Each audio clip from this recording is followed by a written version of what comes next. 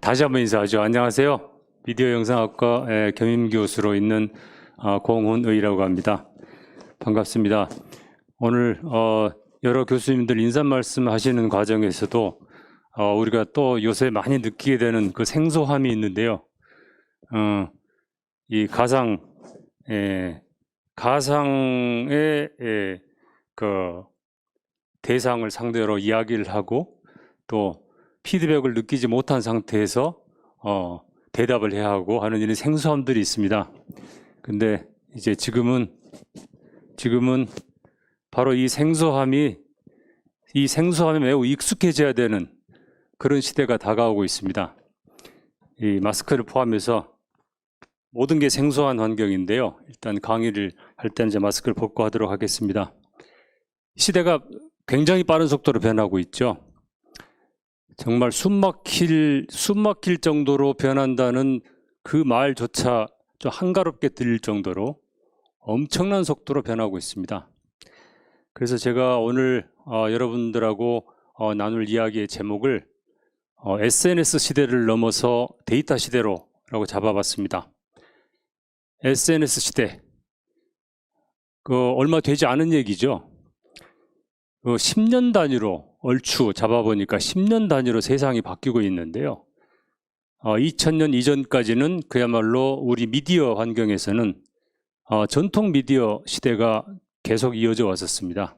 신문에서 처음에 잡지에서 그다음 신문에서 라디오에서 TV 이렇게 매스 미디어의 강력한 영향력을 가진 대형 매체들 중심으로 전통 미디어 시대가 계속되어 왔었죠.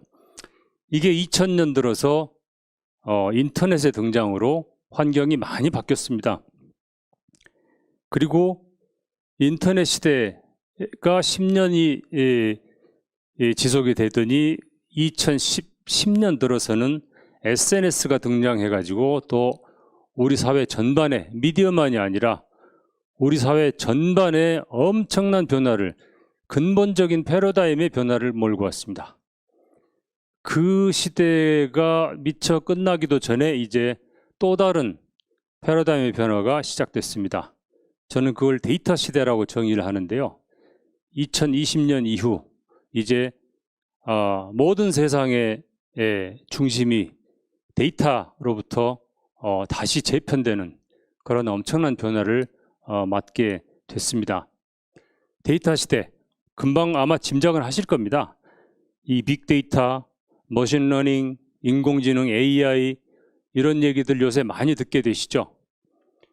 이 모든 빅데이터나 머신러닝, 인공지능 이 모든 새로운 기술과 새로운 흐름의 본질은 바로 데이터입니다. 이 데이터가 어떤 의미를 갖는지 또 이 데이터가 어떻게 세상을 또 바꿀 것인지 우리는 거기에 대비해서 뭘 준비해야 될 것인지 그 이야기를 오늘 좀 해보려고 합니다. 제가 2010년에 저런 책을 하나 썼었는데요. SNS의 아주 초기였습니다. 저 책에서 이 책의 내용을 한마디로 말하면 내가 미디어다. 모든 사람이, 모든 기업이, 모든 개인이, 모든 기관이 스스로 미디어가 될 수 있다. 그전에는 신문, 라디오, TV였지만 지금은 이제는 누구든지 미디어가 될 수 있고 자기 목소리를 마음대로 불특정 다수의 대중한테 전할 수 있는 시대가 온다. 그래서 스스로가 미디어가 된다고 생각하고 준비하고 행동하시라 하는 게 주제였습니다. 새로운 얘기가 아니죠, 더 이상. 이미 SNS는 상식이 됐고 그 누구도 다 이해하고 있는 또 모든 사람의 생활 습관이 됐습니다. SNS 시대는 무르익었죠. 그래서 매스미디어, 큰 대형 언론사들이 영향력을 잃고 그 언론사보다 개인을 중심으로 한 인플루언서들의 영향력이 더 커진 엄청난 근본적인 변화를 몰고 왔었습니다. 바로 불과 10년 동안에, 지난 10년 동안에 커다란 변화였죠. 이제 새로운 이슈들이 터져 나오고 있습니다. 아주 최근에 있던 일인데요. 국내에서도 드디어 공정거래위원회가 페이스북을 조사하고 나섰습니다. 페이스북에 현장 조사를 갔는데요. 페이스북 코리아에 그 이슈가 바로 데이터 독점을 문제 삼은 것이었습니다. 데이터 독점. 페이스북이 이 사용자들의 개개인 사용자의 데이터를 대량으로 확보를 해서 그 데이터를 이용해서 타겟 광고를 하면서 광고를 독점하고, 그래서 다른 광고 사업자나 다른 사업자들의 진입을 막는 이런 독점을 자행하고 있다 하고 현장 조사에 나섰습니다. 물론 미국이나 유럽에서는 진작 했던 일이죠. 데이터 독점, 아주 심각한 문제입니다. 데이터의 독점. 이게 어떤 일이 벌어질지, 데이터의 독점이라는 것이 어떤 문제점을 가지고 있는지 우리가 한번 살펴볼 겁니다. 사실 인터넷이 등장하면서 우리 모두는 앞으로 이 전문가의 영역이 무너진다. 그리고 정보와 이 정보에 기반한 기회가 모든 사람에게 평등하게 열릴 것이다 하는 기대에 부풀었습니다. 바로 인터넷이 가져온 평등의 꿈을 꿨었죠. 개방, 참여, 공유, 이 세 가지의 정신을 기본으로 하는 인터넷 시대, 여기에 모든 전 인류가 흥분했었습니다. 희망을 가졌었죠. 그게 SNS가 등장하면서 개방, 참여, 공유, 이 미덕이 더 강화되고 더 강해지고 더 평등은 확실하게 실현될 것이라고 다들 생각을 했었습니다. 그렇지만 결과는 어떻게 됐습니까? 결과는 정반대로 갔습니다. 인류가 지금까지 인류 역사상 도대체 경험한 적이 없는 가장 강력한 독점들이 나타났죠. 국경을 초월하고 인종을 초월하고 전 세계적인 독점 체제를 갖춘 거대 플랫폼 기업들이 등장을 했습니다. 우리가 지금까지 경험해보지 못한 아주 강력한 독점 기업들이죠. 정반대로 흐르고 말았습니다. 예를 들어보죠. 페이스북은 인스타그램, 왓츠앱 같은 메신저 온갖 플랫폼을 가지고 우리들의 소통을 독과점하고, 그리고 그로부터 어마어마한 데이터를 지금 모으고 있습니다. 구글 마찬가지죠. 구글, 유튜브, 또 안드로이드라는 우리가 사용하는 스마트폰의 OS를 통해서 엄청난 양의 데이터를 쓸어 모으면서 이 독점 체제를 갖추고 있습니다. 국내에서도 마찬가지죠. 카카오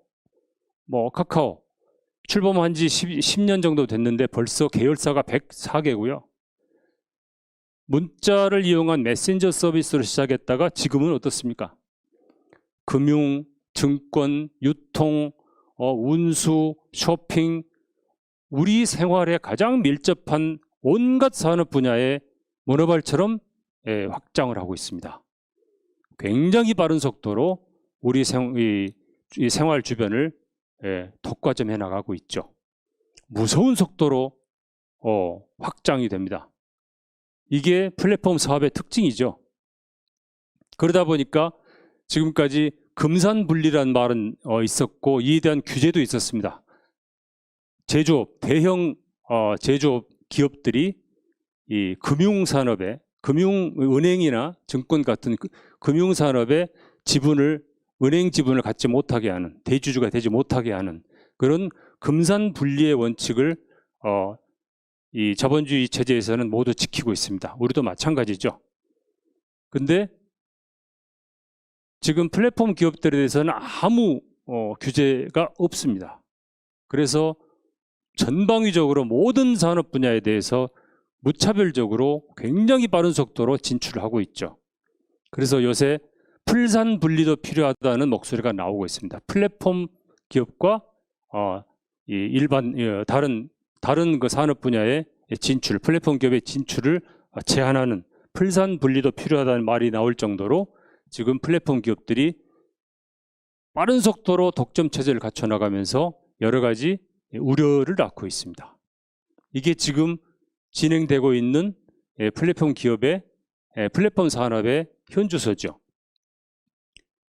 데이터 독점이 벌어지면 어떤 일이 벌어질까요? 네트워크를 통해서 대량의 개인정보를 수집을 합니다. 페이스북의 또 예를 들어보죠. 페이스북 같은 경우 아까 인스타그램에 접속을 해서 사용을 하든지 페이스북에 접속해서 활동을 하든지 그 데이터는 전부 한 군데로 모입니다. 또 우리가 앱을 사용하다 보면 페이스북을 통한 로그인 이런 게 있죠. 이런 기능들이 있죠. 전혀 다른 페이스북하고 관계없는 전혀 다른 제3 서드파티 앱들인데 거기서 로그인할 때는 페이스북을 통해서 로그인할 수도 있습니다. 네이버를 통해서 로그인할 수도 있고 그 정보도 전부 페이스북에 모입니다. 엄청난 양의 데이터를 모으고 있죠. 그리고는 그 개인정보를 활용을 해서 이걸 분석하고 가공하고 해서 한 사람 한 사람의 이 행태를 추적을 하고 한 사람 한 사람의 관심사를 추적하고 그 관심사에 맞는 광고나 상품을 타겟팅해서 노출하는 이런 서비스를 계속하고 있습니다. 결과는 어마어마한 속도로 엄청난 양의 부를 창출을 하죠. 어마어마한 수익을 만들어냅니다. 이 수익이 만들어지는데 그치지 않고 이 엄청난 양의 데이터와 그로부터 만들어진 엄청난 규모의 수익 이 자체가 다른 기업의 다른 경쟁자의 진입을 막는 강력한 장벽이 됩니다. 이게 독점이죠. 지금 거대한 플랫폼 기업들이 다 이런 과정을 밟고 있고 그것이 우리가 지금 그 속에서 살아가고 있습니다. 이 모든 것이 가능하게 된, 이 모든 것을 가능하게 한 가장 근본적인 재료, 원료가 뭐일까요?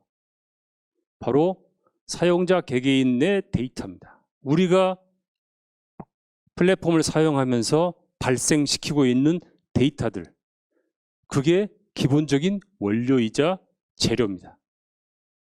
이걸 무차별로 대량으로 쓸어 모아서 이런 엄청난 부와 엄청난 이 독점력을 만들어내고 있는 것입니다. 그러다 보니 이 데이터 시대에는 전혀 새로운 이슈들이 등장하게 됩니다.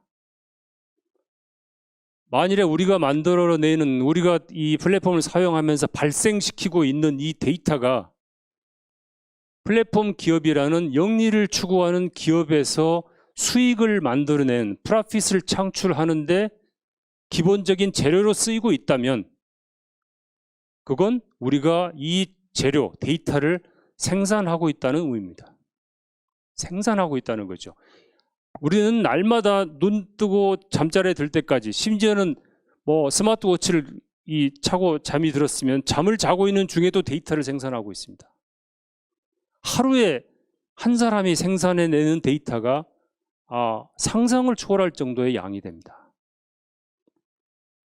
이 데이터를 가지고 기업들이 수익을 만들어내고 있으면 이 데이터는 분명히 생산 재료고 생산 원료고 그리고 그 데이터를 우리가 만들어내고 있는 것이죠. 그래서 만일에 이게 데이터의 생산이라면 우리는 이 데이터를 생산하기 위해서 데이터 생산을 위해서 노동을 하고 있다는 얘기입니다. 우리가 플랫폼을 사용하고 있고 우리가 플랫폼을 활용하고 있는 게 아니라 우리는 이 플랫폼을 위해서 데이터를 생산해주는 노동을 하고 있다는 의미죠. 같은 의미입니다. 우리가 인식을 못하고 있어서 그렇죠.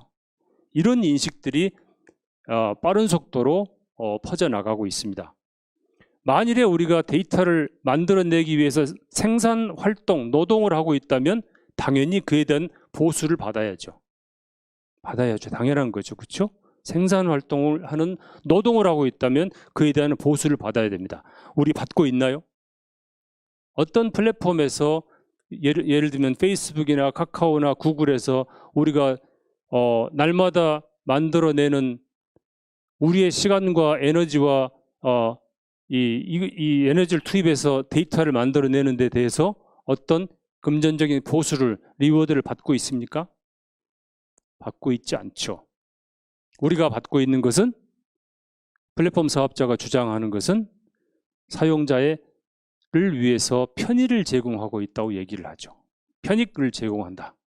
우리는 그 편익에 취해 있습니다. 그래서 데이터 노예란 얘기가 나오죠. 우리는 지금 데이터 노예입니다.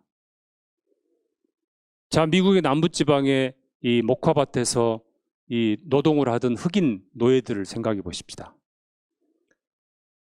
땀 흘려, 피땀 흘려 목화밭에서 일을 하고, 그렇게 노동을 투입해서 만들어진 이 결과물을 가지고 그 농장주, 백인 농장주는 엄청난 부를 누립니다.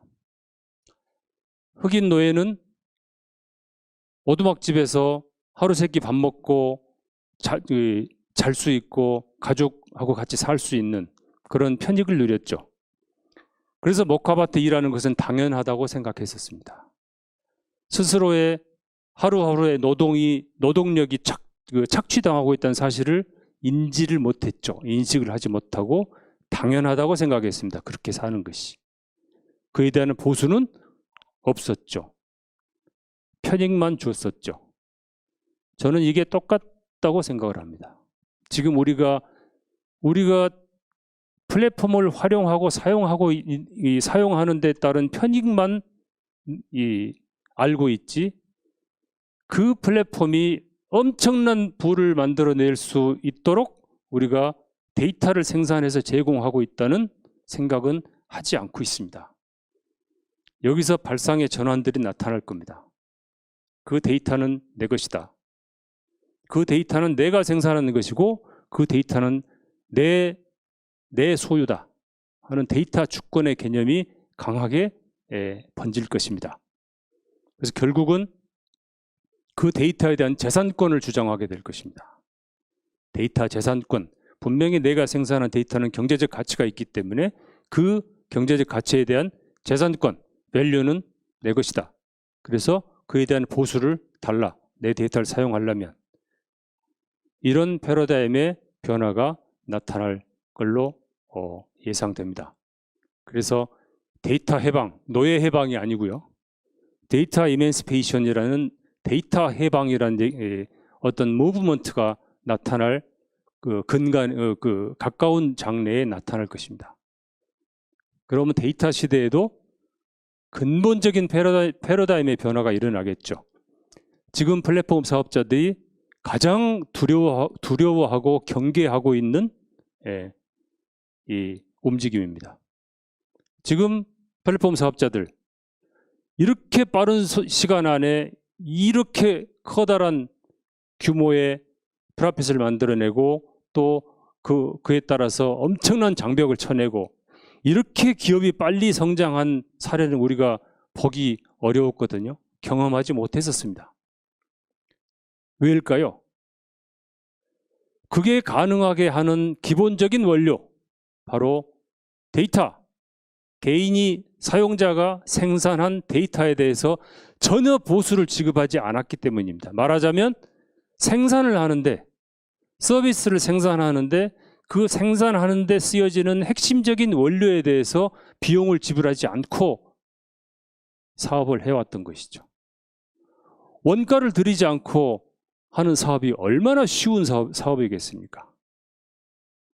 이게 지금 플랫폼 사업자들의 사실은 본질이고요. 이게 많은 사람들이 이걸 인식하게 되면 지금 현재 플랫폼 사업에 근본적인 변화가 일어날 것입니다. 그 속에 또 급격한 변화가 생기면 뭐가 나타나죠? 그 속에는 엄청난 기회가 또 폭발을 합니다. 지금 영원할 것 같은 페이스북, 구글, 네이버, 카카오, 곳곳 유튜브, 온갖 플랫폼 사업자들 아마 커다란 변화에 직면을 하게 될 것입니다. 과연 거기에 적응할 수 있을지 저는 잘 모르겠습니다. 마치 우리가 SNS 시대에서 봤던 몸집이 커질 대로 커져버린 이 전통 미디어들, 매스 미디어들이 SNS 시대에 적응을 하지 못하고 그냥 힘을 잃듯이 그런 변화가 또 닥칠 수 있을 것으로 봅니다. 과연 이런 변화 속에서 또 우리는 어떤 기회를 잡을 수 있을까요? 그 기회를 잡기 위해서 우리는 뭘 준비해야 될까요? 저는 그 말씀을 좀 드리고 싶습니다. 특히 미디어 영상학과에서 공부하신 여러분들, 이제 새로운 생각을 하셔야 될 때가 왔습니다. SNS에 이제 적응을 하셨으니까 이제 SNS 다음에 오는 이 새로운 변화에 대해서 미리 준비를 하셔야 됩니다. 왜냐하면 그 속에 기회가 있기 때문이죠. 데이터 시대의 언어, 파이썬이라는 언어가 있습니다. 컴퓨터 프로그램 랭귀지입니다. 컴퓨터 프로그램 언어죠. 도대체 미디어 영상학과에서 얘기를 하는데 도대체 컴퓨터 프로그램 언어 얘기를 해야 될까요? 해야 됩니다. 왜냐하면 이제 이건 곧 또 상식이 될 것이기 때문에 아마 머지않아서 어떤 기업체에서든지 파이썬을 이해를 못하는 사람은 뽑지 않을 겁니다. 마치 이런 얘가 적당할지 모르겠습니다만 지금 한 3, 40년 전만 해도 타이핑 치는 게 전문직이었어요. 상상이 안 되시겠지만 그때 사무실마다 타이피스트가 따로 있었고 타자 자격증이 있었습니다. 한글 타자 뭐 1급, 2급, 영타 1급, 2급 자격증이 있고 학원이 있었어요. 여러분들 우스운 얘기죠? 지금 타자 못 치는 사람 누가 있어요? 말하듯이 다 타자 치는 거지. 그죠?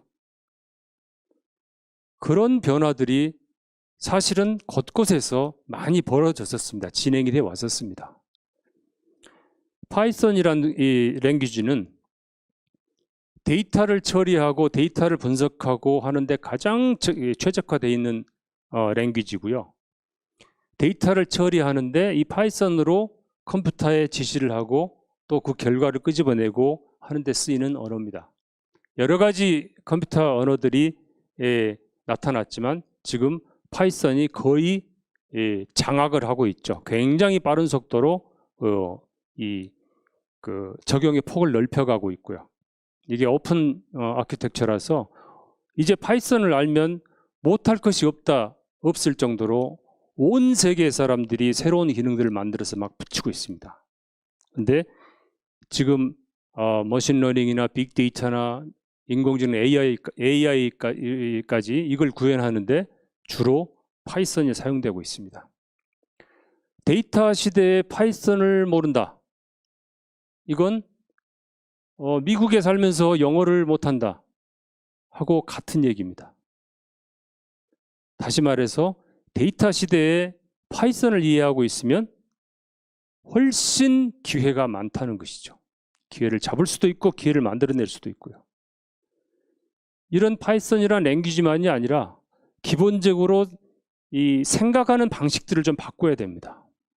평소에 생각하는 방식들을 바꿔야죠. 그걸 저는 클래스화, 모듈화라는 개념을 가져라라고 얘기를 하는데요. 클래스, 모든 사물, 책상이 됐든 의자가 됐든 사람이 됐든 강아지가 됐든 모든 사물을 디지털화할 수 있는 그런 개념을 장착을 해야 된다는 얘기입니다. 그걸 클래스로 만드는 건데요.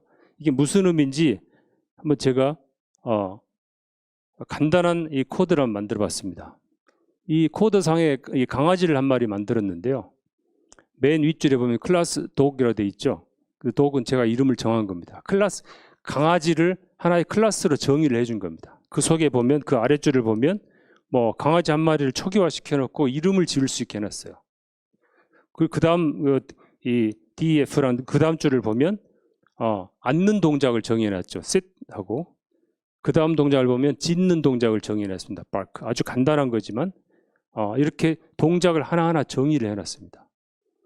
이게 하나의 사물을, 강아지면 강아지, 그 강아지가 가지고 있는 속성들이 있습니다. 동작의 속성으로 짖고 앉고 꼬리치고 이런 속성들이 있겠죠. 또 그 크기도 있을 거고 털 색깔도 있을 거고 뭐 다리의 길이, 여러 가지 속성들이 있을 겁니다. 이 한 사물의 속성을 전부 분리해서 이걸 코드로 집어넣어서 분리를 해서 집어넣는 것이죠. 그 속성들을 디지털화, 데이터화하는 작업입니다. 클래스라는 것이. 그래서 사람을 아니면 어떤 대상을, 사물의 대상을 속성을 분해해서 클래스로 인식하는 이런 사고방식을 갖춰야 됩니다. 모듈화는 무슨 의미냐면 이 안에 이 코드에서 보이는 이 def라고 정의한 거 있죠. 이 하나하나가 모듈입니다. 클래스 안에 모듈들이 있는데요. 이건 이 앉는다는 동작은 꼭 이 개한테만 쓰는 게 아니잖아요. 이 앉는다는 동작은 고양이한테 가져갈 수도 있고 뭐 다른 동물한테, 사람한테도 가져갈 수 있습니다. 이런 하나하나의 동작이나 하나하나의 성격이나 특성 같은 걸 이 모듈로 다시 재조립해서 다른 데서도 쓸 수 있는 모듈로 쪼개내서 인식할 수 있어야 된다는 것이죠. 이게 평소에 우리가 이렇게 생각들을 잘 않고 있어요. 그냥 뭉뚱그려서 사람, 강아지 그냥 뭉뚱그려 생각하고 있죠. 이걸 전부 분해해서 생각을 하고 있지 않습니다. 이렇게 분해를 해서 생각을 해야지 하나하나의 모듈에서 데이터가 생산이 되고요. 그 데이터를 한꺼번에 모아서 앉는다는 동작이 만들어내는 데이터를 모아서 전혀 다른 결론을 창출해낼 수가 있는 겁니다. 그래서 분해해서 전부 디지털로 쪼개서 모듈로 생각하고 사물 하나하나를 클래스로 생각해서 속성을 분해해내고 이런 사고방식을 가져야지 데이터를 이해할 수 있고 데이터를 만들어낼 수 있고 또 데이터를 활용할 수가 있다는 것이죠. 말하자면 예를 들면 sit 이런 동작을 가지고 sit이란 명령어를 넣으면 강아지만이 아니라 고양이 뭐 온갖 동물들 심지어 사람들까지 sit하는 명령어로 동시에 앉힐 수도 있고요. 이런 발상이 가능한 것이죠. 그래서 데이터 시대에는 파이썬이라는 랭귀지에 대한 이해, 프로그래머가 되라는 말씀은 아닙니다. 파이썬이라는 랭귀지가 뭔가 어떤 특성을 가지고 있으며 어떻게 작동하는가는 이해하셔야 되고요. 그리고 이 사물들을 이렇게 클래스와 모듈로 쪼개서 디지털화해서 생각하는 사고방식, 이걸 준비를 하셔야 된다는 겁니다. 도대체 미디어 영상학과에서 무슨 또 프로그램 코드까지 보여주면서 이 난리를 피우나 싶으시겠죠. 왜냐하면 다시 말씀드리지만 기회가 있기 때문이에요. 정보의 피라미드, 맨 아래 데이터가 있죠. 이 데이터를 기반으로 정보를 만들어냅니다. 그리고 이 정보를 기반으로 해서 지식을 만들어내고요. 그 지식을 기반으로 그 한 사람 한 사람이 이 지혜, 위스덤을 만들어내고 통찰을 일으키고 하는 이런 이 정보의 피라미드라는 데이터 하이어라키가 있습니다. 근데 저는 이 머신러닝, 인공지능 시대에는 또 다른 하이어라키가 있다고 생각을 합니다. 데이터 시대의 새로운 피라미드죠. 맨 아래 데이터가 있고 그 위에 데이터를 데이터 분석을 기반으로 하는 프레딕션, 예측 결과가 나타납니다.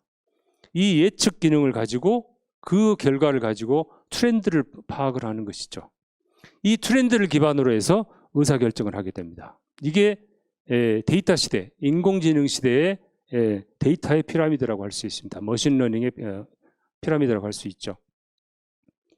여기서 정보 피라미드에서 데이터하고 인포메이션까지 또 이 데이터 인공지능 피라미드에서 데이터에서 프레딕션까지 여기까지는 프로그래머들이 하는 거예요. 프로그래머 백엔드에서 분석하는 겁니다.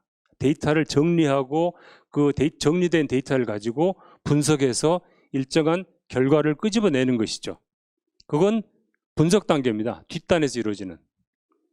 그리고 그 앞단에서 이 분석 결과를 활용을 하게 되는 것이죠. 그래서 트렌드를 정리해주고 또 지식으로 하나하나의 정보를 지식으로 정리해주고 하는 단계가 필수적입니다.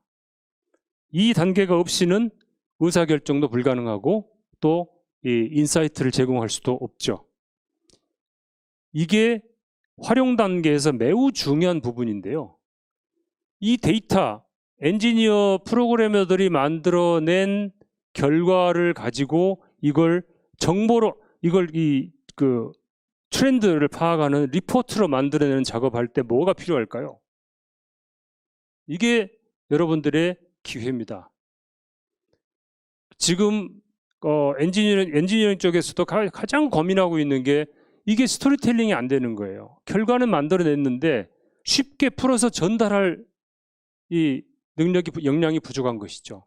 이 고민이 대단히 큽니다. 분석 결과를 정리해서 리포트로 쓰는 것도 힘들지만 이 분석 결과를 화면으로 구성해주는 컨텐츠 구성도 굉장히 힘들어합니다. 이해되시죠? 우리가 앱이나 잘 못 만들어진 앱, 잘 만들어진 앱을 보면 차이가 뭡니까? 이 메뉴 하나하나의 이름, 마이크로 컨텐츠라고 하는데 메뉴 하나하나의 이름, 전체적인 구성, 이게 핵심이거든요. 그걸 포함해서 바로 이 스토리텔링이 굉장히 중요한 요소로 떠오르고 있습니다. 지난번 우리가 이 강의할 때 저랑 같이 이 교재도 공저를 하고 했던 우리 박대민 교수가 지금은 이제 선문대 미디어 영상 쪽 교수로 가 계시는데 최근 페이스북에 이런 글을 썼더라고요. 요새 그 언론정보학, 미디어 영상학 이 전공하신 분들이 도대체 어디서 무슨 일을 하게 되는지 모르겠습니다. 너무 궁금합니다. 그런 얘기를 해요. 근데 기회가 굉장히 많습니다. 신문방송사가 아니에요. 신문방송사는 이제 생각하지 마시고 이 컨텐츠를 풀어내는 분석 결과를 풀어내는 스토리텔링의 전문가는 그 수요가 거의 무한대라고 보시면 됩니다. 여기에 관심을 가지십시오. 그래서 제가 자꾸 말도 안 되는 프로그램 얘기까지 하는 겁니다. 어떻게 쉽게 풀어 써줄 것인지, 그래서 데이터 분석 결과를 많은 사람한테 이해를 시키고 이게 활용될 수 있게 해줄 것인지, 바로 여기에 여러분들의 기회가 있습니다. 그래서 제가 늘 강조하는 게 스토리텔링인 것입니다.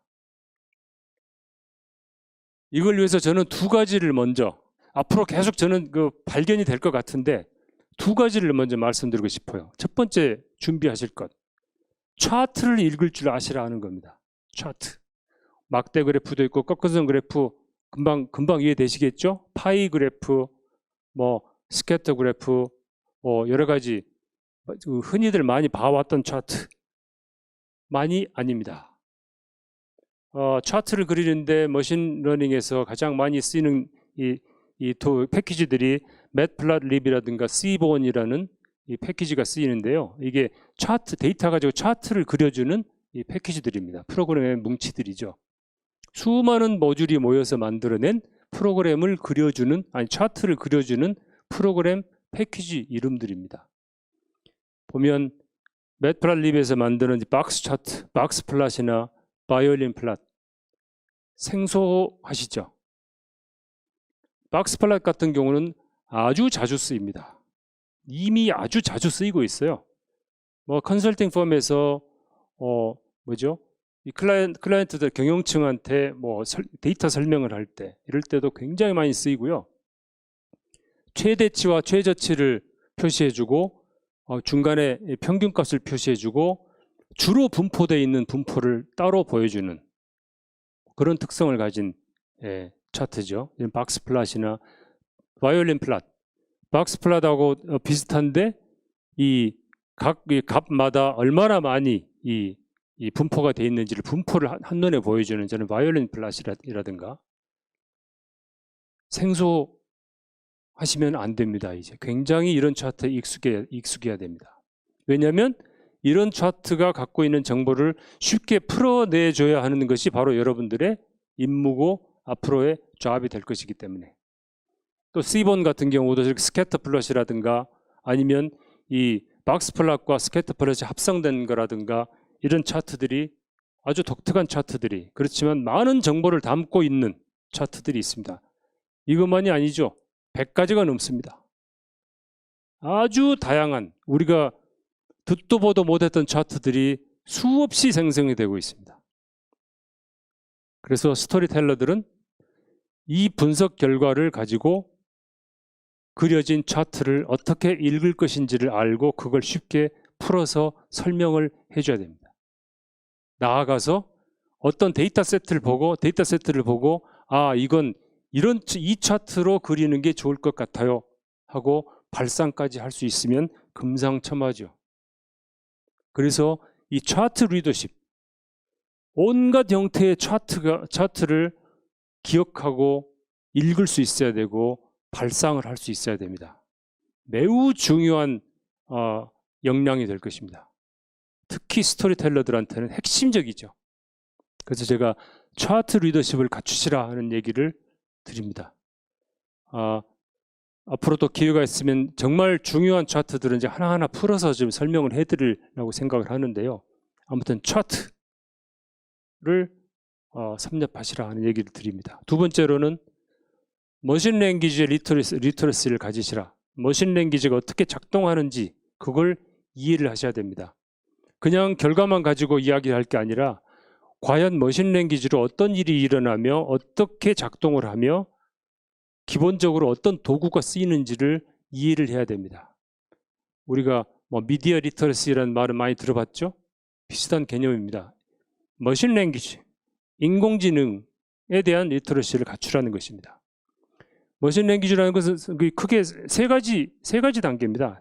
데이터를 머신러닝에 활용될 수 있도록 사전에 잘 정돈해주는 사전 처리 단계가 있죠. 이것도 굉장히 복잡한 단계입니다. 그리고 이렇게 잘 처리가 된 정돈된 데이터를 가지고 이제 학습을 하고 학습된 결과로 예측을 하는, 그게 이제 머신러닝의 핵심적인 단계입니다. Fit a Predict라는 단계인데요. 그러고 나서 그 결과를 평가하는, 얼마나 정확도가 어느 정도 되고 몇 프로 정도 되고 또 이 정확도를 가지고 새로 발생하는 데이터의 데이터의 이 결과를 또 예측하는 그런 전처리와 학습 예측과 모델 평가, 이 세 가지 단계가 반복이 되는 것이 머신 랭귀지의 단계입니다. 그 과정에서 여러분들이 관심을 가져야 될 게 학습 예측 단계에서 어떤 도구가 쓰이는가에 대한 관심을 늘 가지셔야 됩니다. 그리고 이 정도는 아셔야 된다는 것이죠. 사이킷런 같은 가장 많이 쓰이는 머신 랭귀지에 쓰이는 이 패키지인데요. 이것도 프로그램의 뭉치입니다. 그 안에 있는 분류기들 지금 굉장히 생소하실 건데요. 이것도 나중에 기회가 될 때 여러분들이 아셔야 되고 여러분들이 이해하실 수 있는 정도의 수준까지 제가 한번 따로 설명을 드리려고 합니다. 그래서 여러 가지 분류기를 활용을 하는데요. 클래시파이어, 분류하는 그 프로그램 뭉치죠. 여러 가지 분류 기기가 있습니다. 분석하는 기계죠. 이 스스로가 하나하나 말하자면 디시전 트리 클래시파이어가 하나하나가 전부 그 안에 아주 복잡한 알고리즘을 다 가지고 있죠. 그래서 그냥 결과를 쏟아내는 그런 분류하는 기계라고 분석 기계라고 생각하시면 되겠습니다. 이런 기본적인 이 개념에 대한 이 분류기들, 클래시파이어나 이런 것들이 어느 정도의 어떤 기능을 하고 장단점을 갖는지 정도를 아셔야 된다는 것이죠.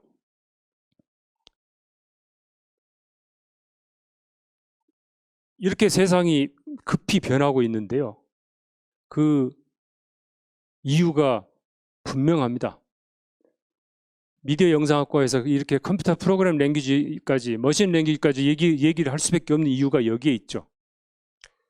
특이점이 다가오고 있기 때문입니다. 특이점, 싱귤러리티라고 하는데요.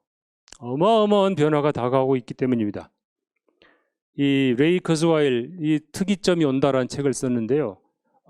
커즈와일이 정의한 특이점의 정의는 이렇습니다. 인간의 지능이 비생물학적인 지능, 그러니까 컴퓨터 지능이죠, 과 융합해서 인간의 지능이 지금보다 수조 배 확장되는 순간, 그 순간이 특이점이라고 합니다. 이 특이점이 언제쯤일지 이런 차트로 보여주죠. 2015년이 되면 이 기계, 2015년에 이미 기계가, 컴퓨터가 그 쥐의 지능을 넘어섰죠. 2023년이 되면 컴퓨터의 파워가 인간의 지능을 넘어설 것이라는 것입니다. 그리고 특이점, 여기서 2045년으로 예측을 하고 있는데요. 특이점은 지구상에 있는 모든 인간의 지능을 합친 걸 컴퓨터 지능이 그걸 넘어설 거라는 겁니다. 무시무시하죠. 지구상에 있는 모든 인간 지능을 합친 그 능력을 컴퓨터가 뛰어넘을 것이라는 겁니다. 그 지점이 바로 특이점인데요. 지금 이 특이점에 다가가는 곡선이 매우 완만하게 상향으로 왔다가 급속히 위로 치켜 올라가죠. 여기서 2015년에 2023년 사이 여기에 이 커브가 변하는 게 보입니다. 이걸 곡선의 무릎이라고 합니다. 곡선의 무릎. 아주 완만한 변화에서 급속한 변화로 꺾여가고 있는 이 곡선의 무릎, 지금 우리가 여기에 있습니다. 그래서 이렇게 정신없이 바뀌고 있는 겁니다. 정신없이 바뀌고 있죠. 지금 우리는 저 곡선의 무릎에 있습니다. 그러다 보니 이렇게 말도 안 되는 일들이 벌어지는 것이죠. 미디어 영상학과에서 컴퓨터 랭귀지를 얘기할 수밖에 없는 이유입니다. 그래서 여러분들은 늘 오늘 제가 말씀드린 이 몇 가지 포인트에 대해서 관심을 가지시고 늘 디지털, 인공지능, 데이터에 대한 인식, 그리고 아까 클래스화하는 인식, 이런 새로운 사고방식들, 그 차트를 읽는 능력과 또 차트에 대한 이해, 그리고 머신 랭귀지의 기본적인 작동 원리에 대한 충분한 이해, 그에 대한 문제점에 대한 인식, 이런 것들을 갖추셔야 한다는 겁니다.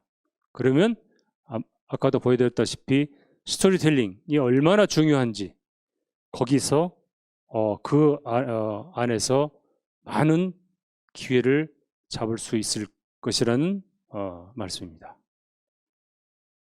제 오늘 이야기는 여기서 마치겠습니다. 이제 질문이 있으시면 질문을 보도록 하겠습니다.